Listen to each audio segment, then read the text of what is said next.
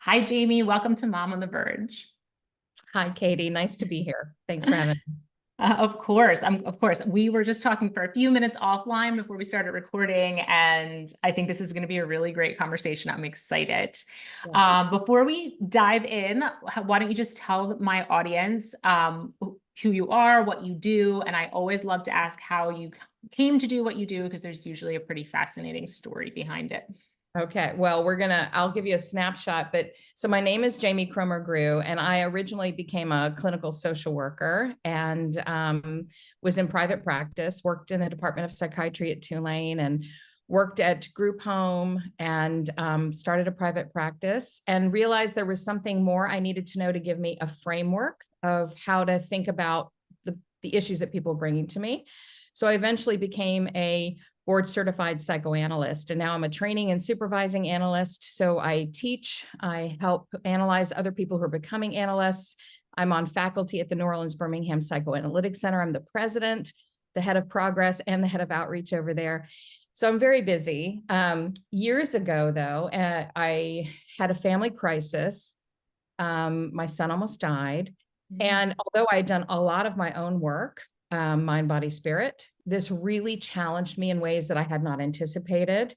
It really challenged some thoughts I had inside me about if I'm good, if I'm smart, if I get all the resources, somehow it'll kind of all be okay. And ultimately it is. It is always all okay. But that turbulent ride in the middle, I wasn't prepared for how much it was going to rock my world. So at that point, I went on my own first retreat and out to the Chopra Center, was totally inspired because that framework I told you about with psychoanalysis, that gave me a framework for how to listen and to really understand developmentally positive things, but also the symptoms and issues that can come up with people. Chopra really taught about this other framework, this framework of hearing ourselves in this bigger consciousness, mind, body, spirit. And to me, these two things aligned so well. I felt like I needed to create a synergistic, holistic practice for myself and then to share it. And so I became certified teacher for Ayurvedic wellness through the Chopra Center and began to integrate those things. And over time, I created Windows to Wisdom, which is a company that I founded in order to help more people. I was sitting in my chair 8 to 10 hours a day, helping people one-to-one, which I found very meaningful and powerful. But when my son almost died and there were all these other challenges, I really questioned, first of all, can I stay doing this level of work one every day if I have to attend to family? How else can I share these gifts and my passion? So that was part of it. And I also just realized I needed more balance in my life. I had spent over 28 years doing this business and sitting in my chair 8 to 10 hours a day, 5 days a week. So for me, it was like shift my life. So now I still practice, I still teach, I do all of those things, but I might see 25 hours of patients a week instead of way more than that. So Windows to Wisdom was really built to help as many women as possible through transformative programs and courses and retreats to really help guide women from not trusting themselves, not feeling confident, to feeling confident enough to make the changes and decisions they need to make, particularly around transition points, because we get to a point where we're really good, but if we're going to grow to that next level, or if we face really big challenges, we sometimes need to gather up more resources, or we need to shift our lives. And at any point, we may need more resources, more support. So that's really the heart of Windows to Wisdom. Yeah. Okay. Well, I love all that. I have so many questions. First one is very basic.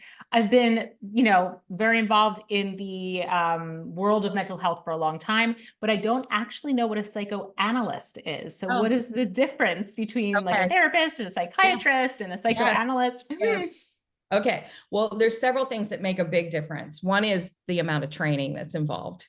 So in order for you to become a mental health professional, you either get a master's and then you get licensed with lots of supervision hours and actual practice at doing the work.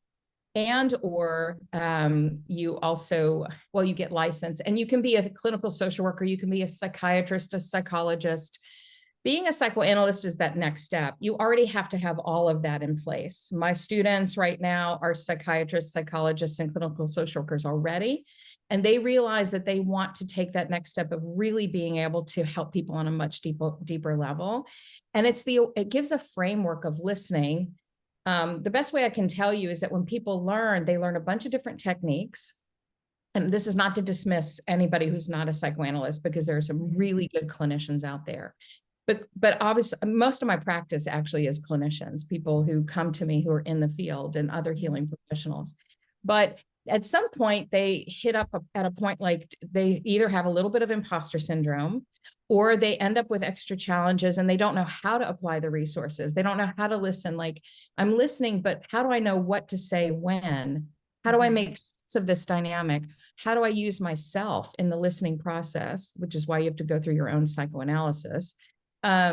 It helps create a framework and some boundaries and ethics around the practice. So the first answer is just way more training, which also includes way more supervision. It's an additional 5 years of training. Oh, wow. And then for me, I went on to get board certified, which is sort of like a defense of your work nationally. Yeah, so in terms of what is psychoanalysis, it's listening for things that are not on the surface. So you have to take in the unconscious, that there's something that's hidden from our view that creates concerns, symptoms, wishes, fears, and that informs things that are happening in our life. We may find ourselves repeating the same patterns over and over again. We don't know why. We know exactly what to do, but we don't do it. So we have resistances to change that we don't understand. Usually that there's an old story, or there's things that are behind the view. Like, so it's about taking time to listen. And that's probably the most important thing. We value the relationship. The relationship with your therapist and analyst is so important, because they're there it's like a living laboratory. Usually something comes up in the room that helps us in real time really see what's going on. So it's a very relational process. But there is a lot of overlap. A lot of the things that people talk about, like CBT or DBT, like the roots of a lot of these things come originally from psychoanalysis, that there is something going on in our thoughts and our feelings that we don't necessarily understand. Yeah. So it's probably the short version. All right. That's fascinating. Because I would never have even thought to seek out a psychoanalyst. Oh, wow. So, you know, Yeah. that's and like I said, there's been a lot of therapy in this household. So I never, no one ever I would mentioned highly that to recommend her. a very well-trained analyst. I would. Yeah. How do you go about finding one? Well, the best way to do it, if you go to the American Psychoanalytic Association, APSA, they usually have a pretty complete list, at least of their members of psychoanalysts. The IPA also worldwide has a list of analysts. And usually most major towns have a psychoanalytic center, some more than others, where you can actually reach out to the psychoanalytic center that's local. So we get a lot of calls for referrals at our psychoanalytic center. And you can get referrals that way. So usually just Googling psychoanalytic centers, psychoanalysis, you'll start finding those resources. Yeah. Okay. Well, that's great. That's great information for my audience, because, you know, we focus a lot on mental health. So the more information everybody has, the better, you know, knowledge is power. So, all right. Well, thank you for that explanation. And then I also wanted to back up to where you said, giving women I think you used the term confidence, right? Is that the term you used? To make changes. So in another episode I was speaking to another woman, and we were talking about how sometimes women don't make change because there's like an underlying self-worth issue, that they don't think that they're worth it. And so they don't make the change. Right. And that kind of, it seems like it's in line with what you're saying. It's if they don't think that they're worth it, then giving them the confidence of believing in themselves is a really powerful tool, because, you know, no one can make change. No one can make change for anyone else. And in fact, I remember my daughter was going through like the depths of her situation. And I said to her, you know, I'm your mom, and there's nothing I want more in this world than to be able to take this pain from you or fix this for you. But I can't, you are the only one who can do this. And I'm here to guide you as much as I can, love you, support you, get you to the right resources, but you are the only one who can fix this. And she looked at me like I had lost my mind, but it's the truth. It probably scared her to hear that, because I think children, really rely on their parents literally to give them everything at some point. And then slowly developmentally we separate and we begin to do things on our own. But when people are in a lot of pain and really afraid, they regress and they want to be taken care of. So it's a very scary part. And in mental health, it's not easy. There's no cookie cutter approach. And takes time. I just understand that world so much. So I know how much pain all of you have gone through and the hard journey you've been on. It's very traumatic. But I can also imagine her looking at you and going like, what do you mean? I need you, but that's part of I think at the heart of that is what I'm talking about, is that deep inside we feel, I want people to feel like they can reach out, they can get the resources, mentorship, connections they need. But when it comes down to it, it's up to you, because you're the one private in your own bodies, in your own minds. You have your own connection or not to your world, people in your world. And so your level of confidence, though, is also affected by some of these things I'm talking about that are hidden. Like your confidence is affected by how you view your life and your world, right? From even if you're looking at, this would be a very good example of just like a cognitive issue, like a cognitive distortion where you're mostly looking at the bad and not the good, or you maximize your mistakes and minimize the positives. Even if you come from that frame, you can imagine how that affects your worldview versus someone who does the opposite. And so you're automatically just with that going to have someone who's more confident, but someone who's had trauma, someone who carries a lot of shame, people that have underlying stories of like, I am broken. There's something really wrong with me. I am bad. I have done and said things that are bad. So it's like worthiness, guilt, shame. So to me, you've got confidence, but underneath that, there's all these things that inform that. And also the world you're living in. So your family matters. And if you have really supportive people around you, that can help. It doesn't fix things, but it can help. And if you have not very supportive and or abusive people around you, you can imagine the toll it takes on people's self-esteem and confidence and trust in themselves. Yeah. Yeah. So how do you get women to start identifying those things? So I also teach meditation, and in my very beginning, like when I'm introducing people to the concept, I say like, you become like the 5 most people you spend your most time around, right? Because you're interacting with those people and they're talking in your ear and you're hearing their messages. But guess who you spend 100% of your life with? Yourself and the voice in your head, which is talking to you all the time and repetitively talking to you over and over again. And those messages are so powerful and so influential, but often unnoticed. You don't even recognize the voice in your head telling you all these things because it's kind of happening in the background. So how do you get women to start listening to what's going on inside of their heads and then deciding whether it's true or not, and then changing the narrative if it needs to be changed? Right. Well, when you ask me that, I kind of see it through 2 different lenses. One is what happens when people walk into my office. People walk into my office because they already know they're suffering. And so when they come in, they're suffering from something, depression, anxiety, relationship issues, feeling lost. And in the process, particularly about analysis, one of the things that I might ask someone to say is, I want you just to say whatever comes to your mind. Right. Because, and not to dismiss it as stupid or inconsequential or ridiculous or anything, because, and that's my job all along, I think, is teaching 2 things to begin with, which is curiosity and non-judgment. Because if I can get someone curious about their mind and about what's going on, instead of judging, I'm crazy, I'm stupid, you're going to hate me, you're going to judge me. If I tell you this thing, you're not going to like me either, which, by the way, I'm just going to share, every single person who ever comes into my office has some version of that. So I think it's just the human experience of like, if people only knew, right? So I think it's about creating a benevolent other inside of your own mind that is able to just like hold you and support you and be curious. So that's a framework, and being able to just say, watch what you're thinking and watch as an observer without judgment.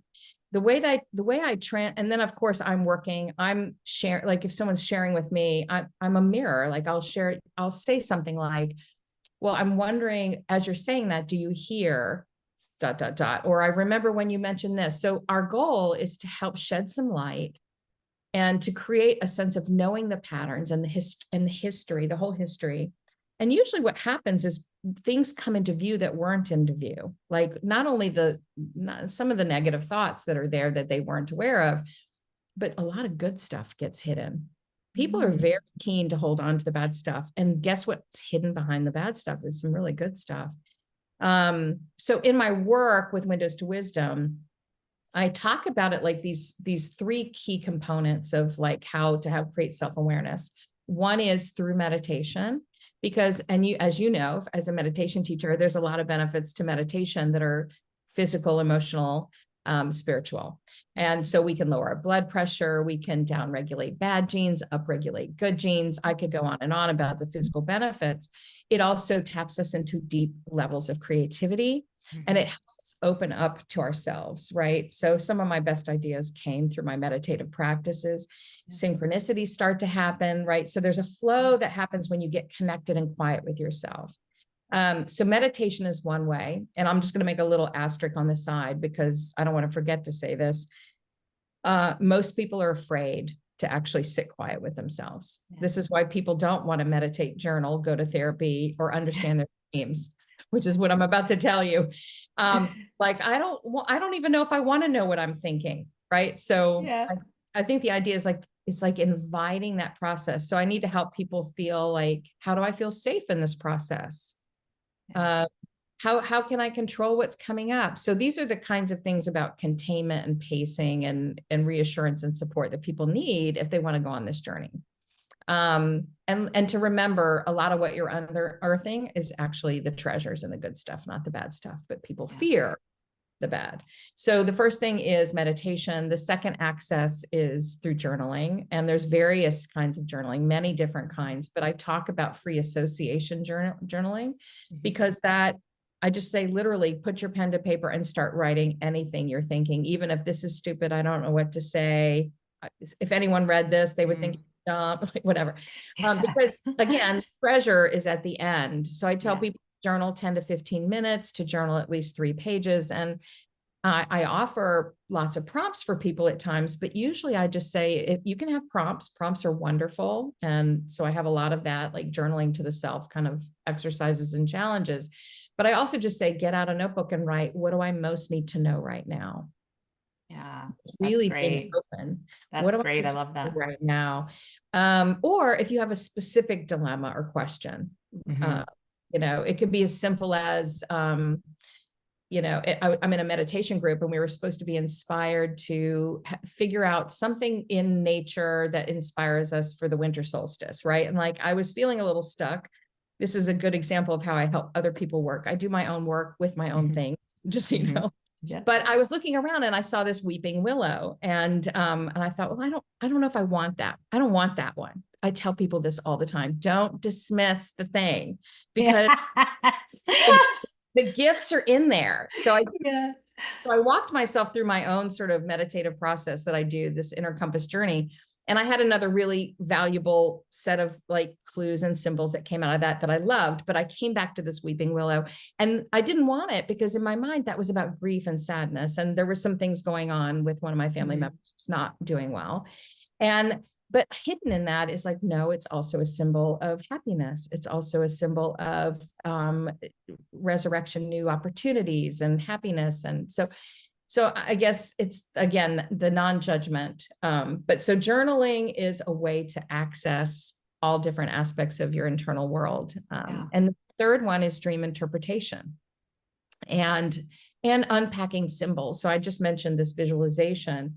And if you go through a visualization, you're going to have symbols, inner guides that offer you things, offer you messages. So you have to be able to decode that. And I certainly help people, but really what I want to do is inspire people to learn how to do these things for themselves. And dreams are windows to the unconscious. They do offer you clues. And, there's manifest content. There's usually a residue of the day. And then there's something to understand. What message is my unconscious trying to tell me in this moment? Yeah. And one other thing I'll say is that when people track their dreams over time, and especially if they're doing the work, they will often see repetitive dreams either shift completely and change to another dream, or they'll slowly start changing, and you'll start seeing evolution inside the imagery that's happening. So for example, someone who's having a fight with someone and the blows are not landing, and then suddenly the blows are landing, and then suddenly they don't have to fight anymore, right? Like that would be an example. Yeah. So those are the three ways I invite people to access their unconscious and start doing the work. And then of course, like you, I think having daily practices, I just feel like it's very hard to do this work if you're not taking care of yourself. And I believe self-aware is self-care. So you have to have a personalized process you have to have that personalized process, and you can only do that by knowing what you need, in your daily habits. Yeah. But I usually make sure people are journaling, exercising, we talk about what kind, whether you're walking or lifting weights, or if you're gratitude journaling, or you're free associative journaling, or you're meditating with mantra, and I don't actually know what kind of meditation you do. What do you do? I have done pretty much all forms of meditation. I love them all. There's really not much that I don't like in meditation. I feel like they give different benefits for me personally. And then like on a certain day, I might be more called towards a certain type of meditation. And another day I might feel more called towards another type of meditation. So I try to rely very heavily on my intuition on my whole life. That's like the basis of my whole life.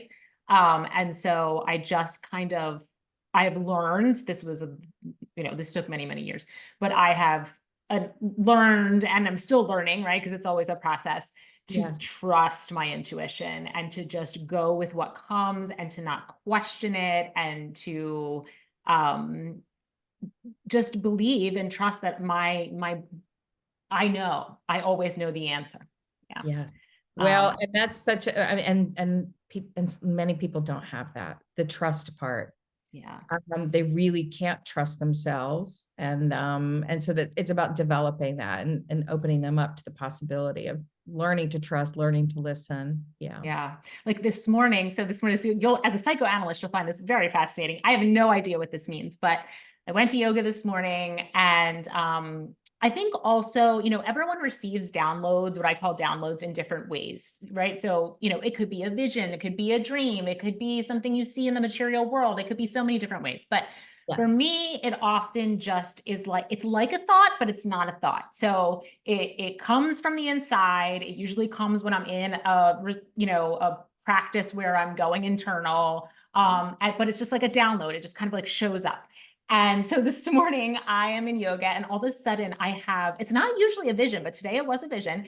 I have this vision of me at a playground when I was a kid. And I can't tell you what happened at the playground. I know it was something that happened in my past, and I know it was not good. And but I cannot tell you what it was. Now, why? Why did that come to me at that time? Ladies and gentlemen, when I figure it out, I'll let you know. But it's trusting that, because I feel like that's something I need to unpack, because it showed up in that way. And I could very easily be like, I don't know what that was, I'm just gonna ignore that. But now I'm gonna try to seek out and have that memory come to me, because I feel like it needs to come to me. And that's another one of my questions. So we talked about people being afraid. Yes. And what are they afraid of? Are they afraid that the things that will come to them, the things that they will discover or remember, or whatever the case may be, will be too much to handle? Like they won't be what is the fear component? Because I feel like, and you tell me as a psychoanalyst, that your brain will protect you. Like it won't uncover things for you until you're ready to uncover them. Yeah. Well, I love that. I really do. And I try to encourage people to think about it that way. And for anyone who's come in specifically to work on trauma, this is really important. It's like creating pacing and containment is a really important part of saying, I need to feel safe. I do a lot of things to create safety. Like I have people tap into symbols of strength. I create a safe place. We're literally in almost a reverie. You can conjure up the feeling of safety, have an image of safety, so that the download is I am safe, or I am strong and brave. And that's in a symbol. It can be in an experience. So that just gives you a little framework, but I also believe that you will handle whatever comes.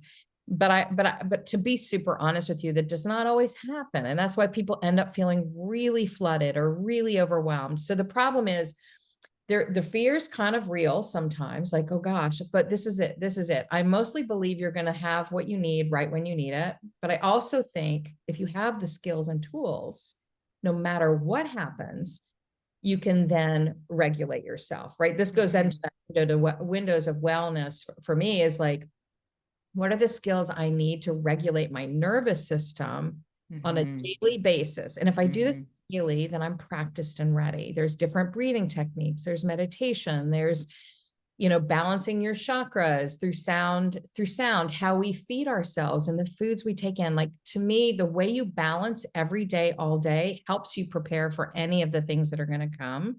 Yeah.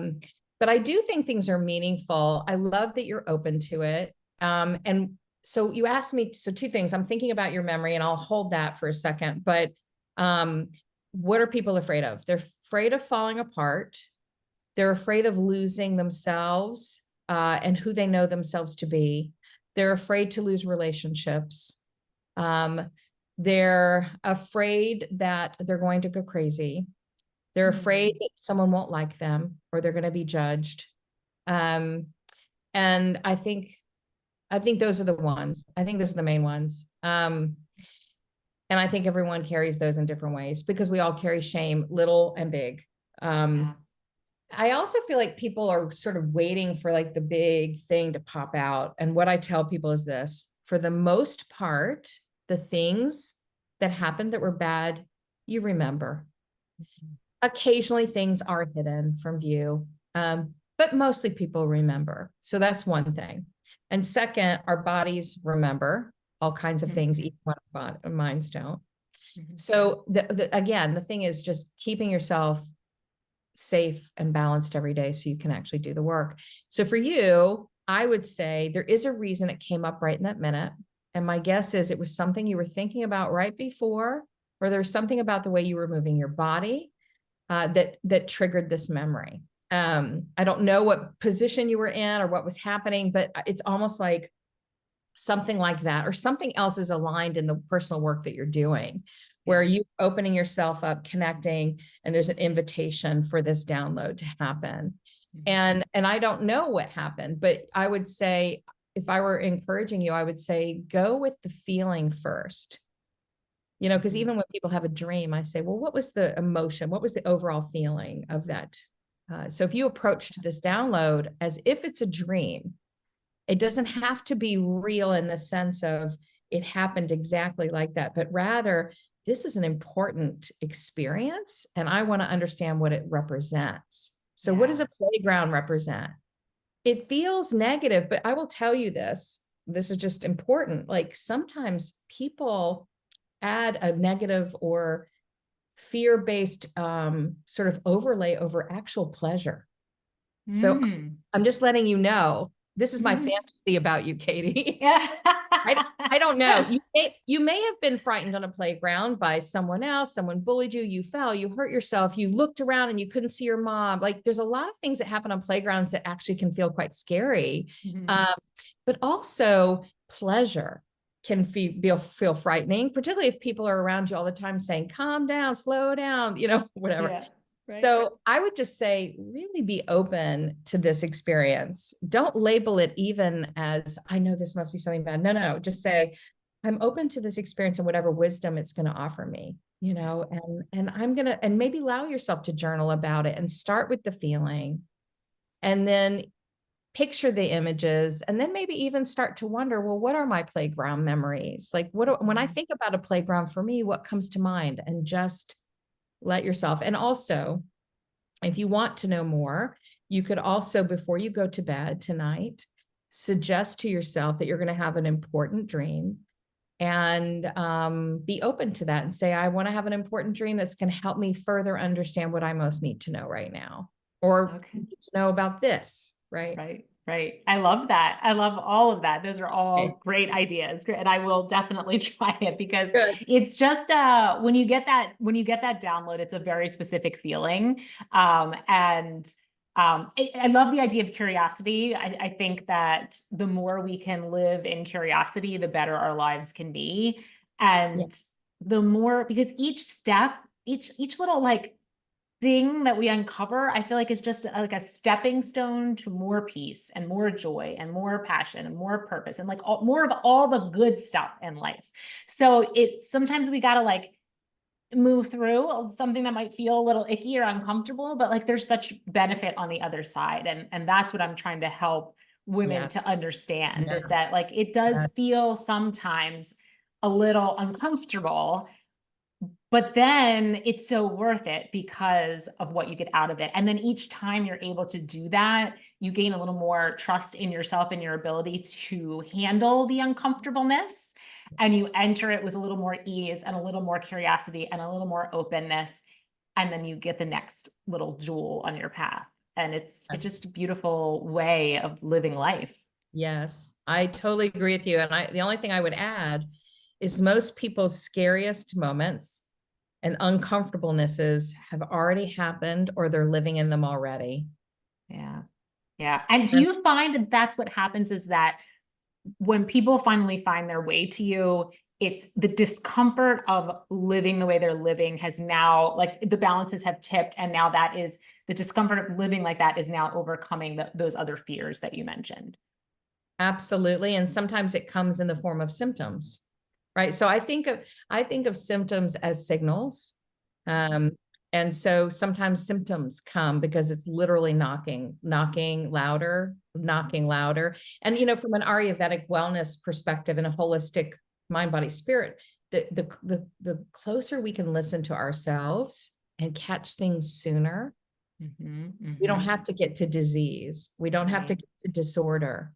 Like some of Yeah. those things, I think are kind of, some things are out of our control, but I think a lot of things are. And if we pay really close attention to our bodies, we know when we're starting to get really achy in our joints. Like, okay, I wasn't last week. Why am I now? Oh, maybe it's because I've been eating more sugar. Happens to me.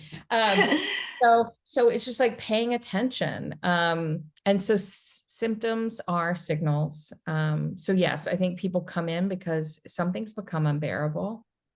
And sometimes it's whatever it is, it's like I'm being pulled towards something bigger than I have now. For some people, they're not really in a terrible amount of distress necessarily, but they realize that they're trapped in a okayness that is not themselves. And so it's like I feel like I'm safe and I'm contained, but I've got so much more I want to experience, but I'm either afraid or I don't know how.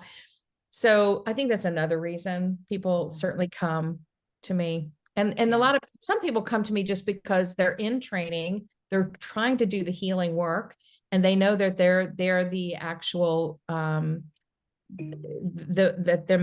self is actually what's part of the work. So some people really come knowing that and honoring that and go, hey, I've got to do the personal work because I'm about to try to guide somebody else to this, whether it's acupuncture or massage or therapy, that there's many different kinds of ways to heal. And people who haven't done the work, it makes it very hard.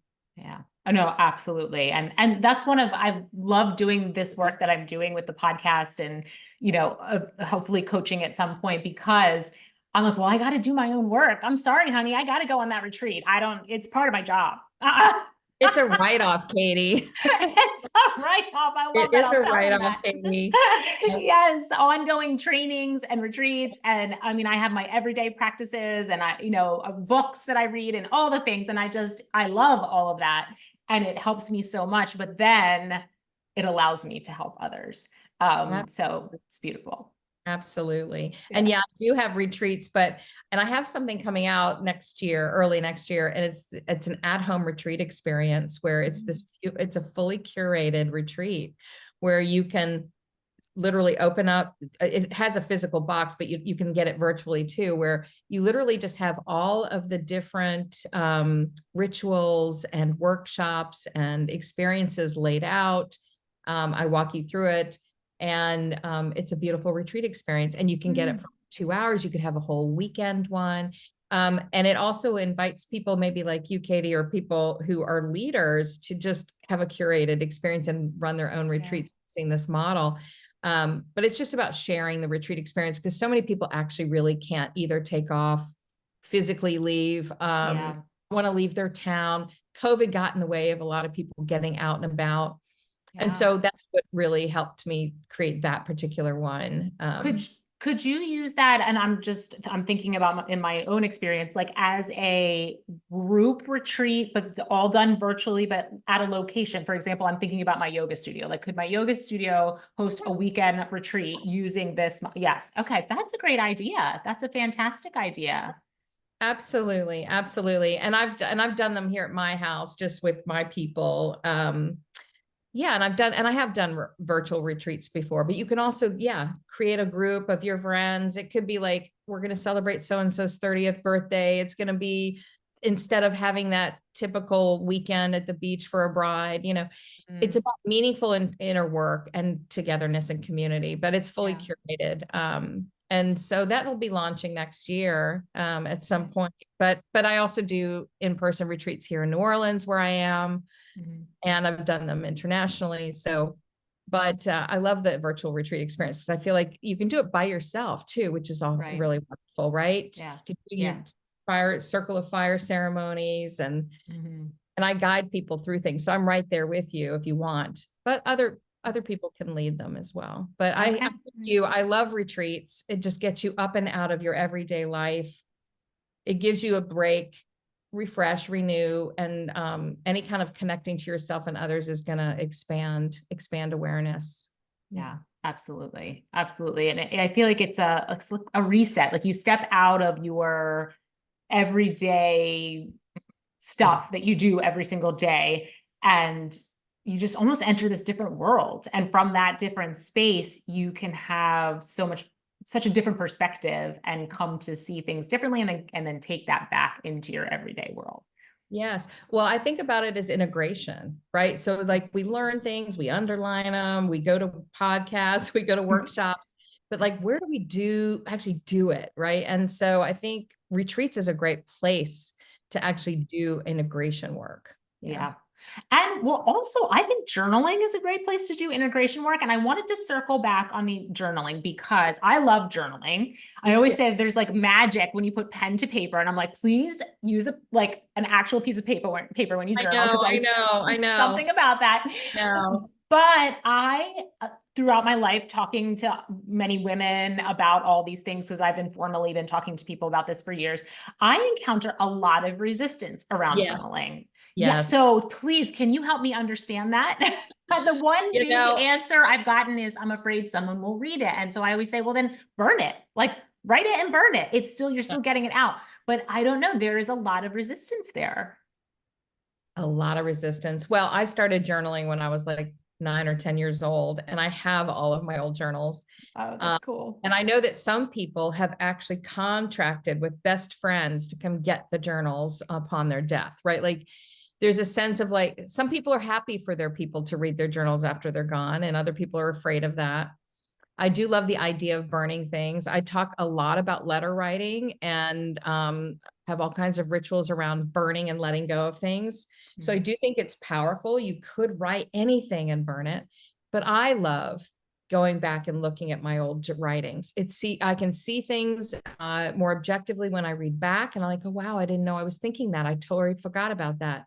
In a way, it's another way of becoming your own therapist. By the way, there's no substitute for having a therapist, but I do think there's a way of internalizing that kind of work. And this is one way, because you can get reflection and see your growth over time and pick up on your own themes. I think people are afraid. It's kind of the same thing I said about meditation and dream interpretation. People both want to know and don't want to know. They're afraid to know what they're thinking. They're afraid they're really a bad person. They're afraid they're gay. They're afraid that if they think something, they're going to have to divorce their person. People are afraid of their aggressive and sexual thoughts and feelings. They're afraid of digging up old traumas.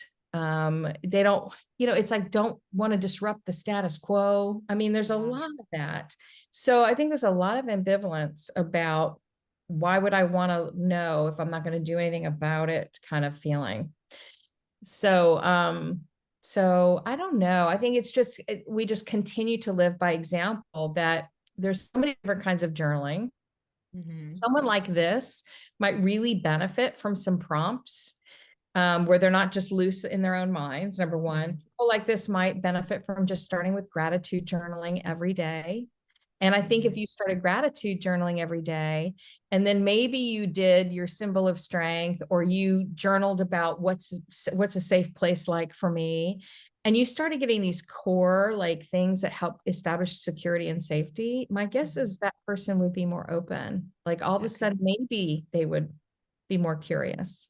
Yeah. Okay. Well, that's a great explanation, because I was not associating the resistance with kind of the fear of what was going to come out. Oh, yes. So That's yeah, primary. primary. I would say it's primary. That, and also, and then what the things that have to happen after you know something. If I figure out that I don't like my job, it means I have to leave my job, but they count on me, I love them. Or if I feel like, there's something wrong with my relationship with my best friend, but I love her and I'm scared to make new friends, like all of a sudden you're just like, oh, it just makes it hard. Right. I don't want to face that conflict with my sister. I don't want to think about why I feel so small and inadequate. Why is that? Why? I don't want to think about that. I want to feel confident. But it's like, well, I want you to feel confident too, but those other thoughts are there whether you look at them or not, and they're getting in your way. So it's almost like an invitation of like, come on, we can do this together. You can look at this. Yeah, that's great, because I think you're right. I think people want to like, there's an old expression that I'm blanking on right now, but like sweep the dirt under the rug or something like that. Guess what? You're just going to trip. Yeah. Yes. Like just because you pretend like it's not there doesn't mean it's actually not there. It's there. And even if you're actively trying to avoid it, it's going to show up in somewhere in your life. And like you said, even if you're like actively shutting it out of your head or trying to, it's going to show up in some issue in your body or in your relationship or it will not be ignored. It will not be ignored. That's right. And we have defenses that help us, right? Like that we can push things away or that we can use denial. And some of those are really helpful to us. But I think when it becomes fixed and we're no longer able to actually really look and we keep pushing things away, obviously it gets in our way. And it can actually cause harm rather than help us at some point. Or like what you were just talking about, it coming out in another way, like another thing that can happen is displacement. Like, so I might actually really be upset with somebody in my family, but maybe it's going to come out with the guy in traffic or whatever. That's not particularly my thing, but it's like these things that come out sideways. You have to pay attention to. It might not really be about the person at work. Right. Right. I mean, it's classic behavior of like with our loved ones where your like partner like snaps at you or whatever and you're like, whoa. Yeah, I know, you're like, where did that come from?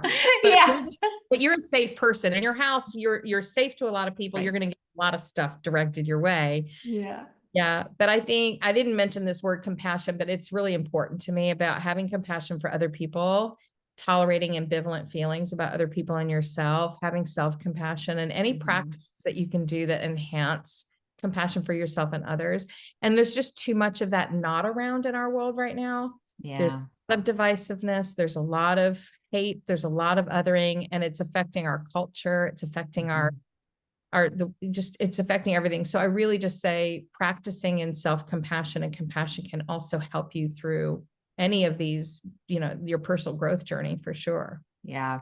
And speaking of, we were talking about different types of meditation. I love a loving kindness meditation, which is all about, I mean, I've had one, but I just wrote a blog on compassion and equanimity and set out another loving kindness meditation attached to that as well. So I believe in that. And yes, everyone should be doing that every day right now. I know. It's so true. And it is amazing how, you can sit and do that for 5 minutes and the difference in the way you feel pre and post meditation it's like unbelievable. Like you just can't even imagine that in such a short period of time, you could alter your how you feel Yes. that dramatically. It's wild. Absolutely. Even taking a few deep breaths. I have a patient of mine who really struggled with anger a lot and really felt like it was going to overflow all over the place. And in practicing a loving kindness meditation, they described it as having a kind of thin armor around them that protected them. It kind of kept the anger in, but also protected them from the impingement from the environment that was causing such anger. And quite often anger comes from that sense of injustice. There's something wrong. So sometimes it comes out of the blue and we don't know why we're feeling angry, but quite often there's injustices, small and big. Could be in your academic department, it could be at home, and certainly in the world. So I think loving kindness offers that. It offers that resource of like that little bit of an armor, and helps you manage your own anger, even with Because people that deserve maybe some of the anger. But it's like, but it affects us, right? Like if we get filled with it, it's like it only really affects us. Yeah, absolutely. Last night, my daughter, she was on a rampage. She had a history class where she learned a lot of stuff that she was not aware of. I won't go into all the topics, but a lot of political stuff that she had not been aware of prior to this class, and it really upset her and angered her. And she also was having a little tiff with her boyfriend. So she was hot. Okay, she was hot. She was going off. And I said, listen, these are injustices, 100%. And maybe you want to decide that you want to get involved in one of these causes. Fantastic. But you can't do anything from this place. You can't do anything effective from this place. You need to find your inner calm, and then you move from that space of calmness out into the world. Because if you move from this space, you're just further inflaming the whole situation, right? We will change the world by finding our own internal stillness and moving from there. And that is what I hope and pray that I can bring to the world through this podcast and through the women that I will interact with, that to find that inner peace and stillness and then make all decisions from that place. It's beautiful. It's a beautiful mission, Katie, and I'm super aligned with it. And more people need to be aligned in that mission. Right. Because I think a lot of people are not. They feel like in order to make a difference, you have to get louder and madder. And I do think there's some times where we need to speak up, and anger is not a bad thing. It's how we use our anger and how we use our voice. But I'm very aligned with you in this. Like we have to be, and especially if you're going to be a helper, a healer or leader in this world, you have to master this art of getting back into your center so that you can lead. And it takes just practice. Yeah. It takes practice. And I feel like every good decision I've ever been able to make in my life came from being able to find that stillness. It didn't come from being in that overexcitable, angry, frustrated, space. I don't think most people can make very good decisions from that space. Yeah. It's very hard. It's very, very hard. Yeah. Well, thank you so much for being here. Is there anything else you want to share with the audience? I'm super excited about that retreat thing, so I'm going to be on the lookout for that. Well, and I think I don't know what my launch is going to be. I think it's going to be sometime in late February, but I would love for anyone who's interested, all you have to do is reach out to Jamie at windowstowisdom.com. And that's my website. And then I think that I do have this 21-day wellness challenge. So for anyone who is sort of wanting to align with how to understand their dreams, how to connect with journaling, how to start taking care of yourself and set themselves up for success, there is a free challenge. It's a wellness challenge you can sign up for. But really, and I would love for people if they want to learn more about what I'm doing, but really these ideas, much like you, Katie, it's sort of like, I just want people to take this knowledge and just figure out their place with it. Just start. You don't have to start with a course. You don't even have to join a community, really. If you already have a community, just start journaling, just start meditating, do it 5 minutes a day. Like just that one step is going to make a huge difference. Yeah. Absolutely. And one last quick question. I meant to circle Yes. back on this. Yes. The Yes. dreaming is fascinating. I rarely ever dream. It is very uncommon for me to dream. What do you do with people in that circumstance? All right. I'm going to give you the 1 minute answer because I go, but I will say this. When people start doing the work with me, if they aren't dreaming, they become dreamers, because it's almost like as you're stirring things start coming. So much the same way that I suggested before you go to bed, you're going to actually suggest to yourself, tonight, I'm going to have a dream. I'm going to have a meaningful dream and I'm going to remember it. And then what I want you to do is have something right by your bed where you can write down the dream as soon as you wake up. And continue to do this nightly. I'm going to dream, I'm going to have a meaningful dream, and I'm going to remember it. And chances are you will start having your dreams. I have worked with people who have said that I don't dream, and then they're like, I had 3 dreams the last time I saw you.